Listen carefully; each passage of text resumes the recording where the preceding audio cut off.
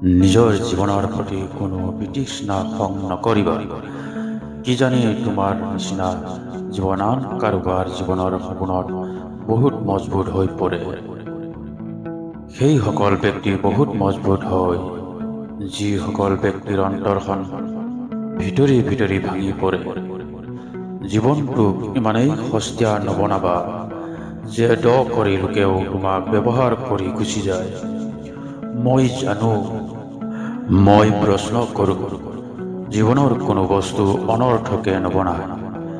নিজকে জীৱনভৰ অনুভৱ কৰি থাকিলোঁ, সমতাৰ প্ৰমাণ দেখি আচৰিত হ'লোঁ। এই সমতাৰ অৱদান প্ৰভুই কৈছে, তুমি শোৱাৰ আগতে সকলোকে ক্ষমা কৰিবা আৰু মই উঠাৰ আগতে সকলোকে ক্ষমা কৰিম।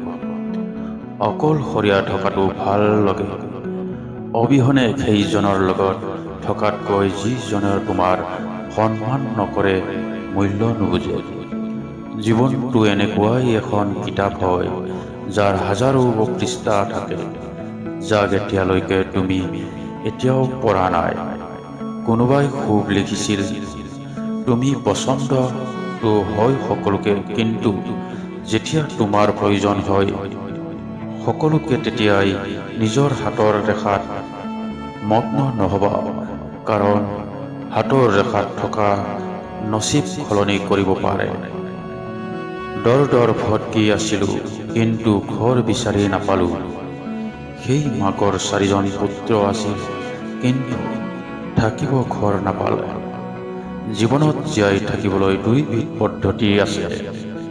এটা যাক পচন্দ হয় তাক আদায় কৰা, আৰু আনটো যি পাইছা সেইটো পচন্দ কৰাৰ শিকা। বস্তুৰ মূল্য পোৱাৰ আগতহে হয়, আৰু মানুহৰ মূল্য হেৰুৱাৰ পিছতহে। দুখ যিজনৰেই নহওক, কিন্তু অশ্ৰু বয় কেৱল নিৰ্দোষীজনৰহে।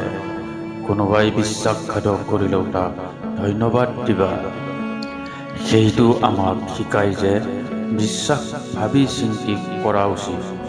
তোমাৰ অন্তৰৰ দুখ বিষ নিশ্চয় কম হ'ব। কোনোবাৰ ভৰিৰ পিন্ধা কাঁইট উলিয়াই চাবা। যাৰ অন্তৰত আশা থাকে তেওঁ লাখবাৰ হাৰেও কেতিয়াও হাৰ নামানে। বিজেতা সেইজন ব্যক্তি নহয় যিজন বিফল হোৱা নাই, সেইজন ব্যক্তিহে হয় যিজনে হাৰ নামানে। শেষত ভিডিঅ'টো ভাল লাগিলে লাইক কৰিব, আৰু নতুন যদি প্লিজ মোৰ চেনেলটো ছাবস্ক্ৰাইব কৰি বেল আইকনটো অলপ টিপি থৈ দিব, যাতে মোৰ এনেকুৱা মটিভেশ্যনেল ভিডিঅ' আপডেট পাই থাকে। ধন্যবাদ।